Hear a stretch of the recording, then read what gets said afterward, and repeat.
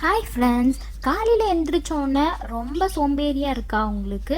உடனே பிரேக்ஃபாஸ்ட் பண்ணி சாப்பிடணும், பசிக்குது அப்படின்னு நம்மளுக்கு தோணுச்சு அப்படின்னா இந்த மாதிரி ஒரு பிரேக்ஃபாஸ்ட் பண்ணி சாப்பிடுங்க. இது ரொம்ப ஹெல்த்தியாகவும் இருக்கும், ரொம்ப சிம்பிளான ஒரு பிரேக்ஃபாஸ்ட்.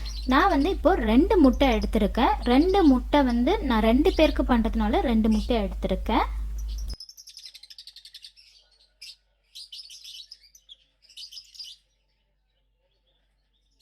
பேனில் கொஞ்சமாக ஆயில் போட்டுட்டு ஒரு ஆனியன் சேர்த்துக்கிறேன். ஒரு மீடியம் சைஸ் ஆனியனாக சேர்த்துக்கலாம். அதுக்கப்புறம் அது கூடவே ஒரு மீடியம் சைஸ் பொட்டேட்டோ சேர்த்துக்கிறேன், ஸ்லைஸ் பண்ணது. அதுக்கப்புறமா உங்ககிட்ட சிக்கன் இருந்தால் நீங்கள் சிக்கன் கொஞ்சமாக ஆட் பண்ணிக்கலாம். நான் சிக்கன் மின்ஸ் பண்ண சிக்கன் கொஞ்சமாக ஆட் பண்ணிக்கிறேன். அது டோட்டலாக ஆப்ஷனல் தான், உங்களுக்கு வேணும்னா நீங்கள் ஆட் பண்ணிக்கலாம். அப்புறம் கொஞ்சமாக சால்ட்டு நம்ம முட்டைக்கு தேவையான அளவாக நீங்கள் சேர்த்துக்கோங்க. அப்புறம் பெப்பர், அது கூட மிக்ஸ்டு ஹர்ப்ஸ் இருந்தால் சேர்த்துக்கோங்க, இல்லை ஆரிகானோ அந்த மாதிரி இருந்தால் சேர்த்துக்கோங்க.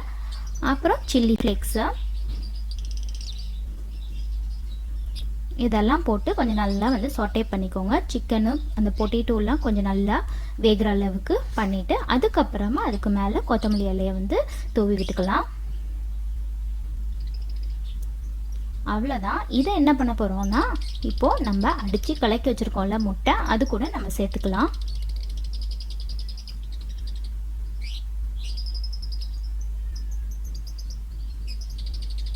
இதை முட்டையோட நல்லா கலந்துக்கோங்க. அப்புறம் அதே பேனில் கொஞ்சமாக பட்டர் சேர்த்துக்கிறேன்.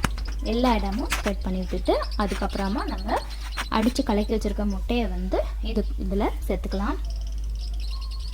ஒரு பக்கம் நல்லா கொஞ்ச நேரம் மூடி போட்டு அதை வேக விட்டுக்கோங்க.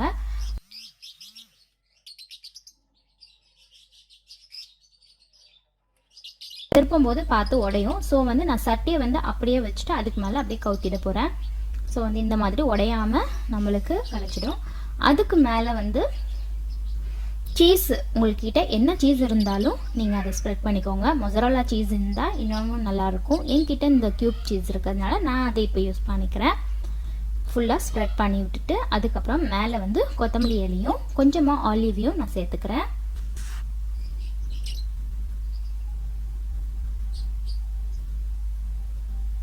அவ்வளோதான், நம்மளோட ஸ்பானிஷ் ஆம்லெட் ரெடி ஆயிடுச்சு.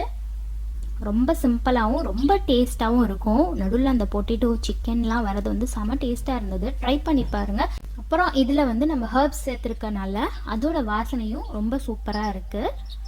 செம டேஸ்ட்டாக இருந்துச்சு.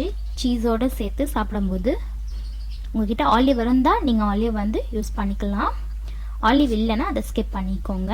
ஆலிவோடு சேர்த்து சாப்பிடும்போது பிஸா மாதிரி இருந்தது, கிட்டத்தட்ட ரொம்ப சூப்பராக இருந்தது. ட்ரை பண்ணி பார்த்துட்டு எப்படி இருந்துச்சுன்னு கமெண்ட் பண்ணுங்கள்.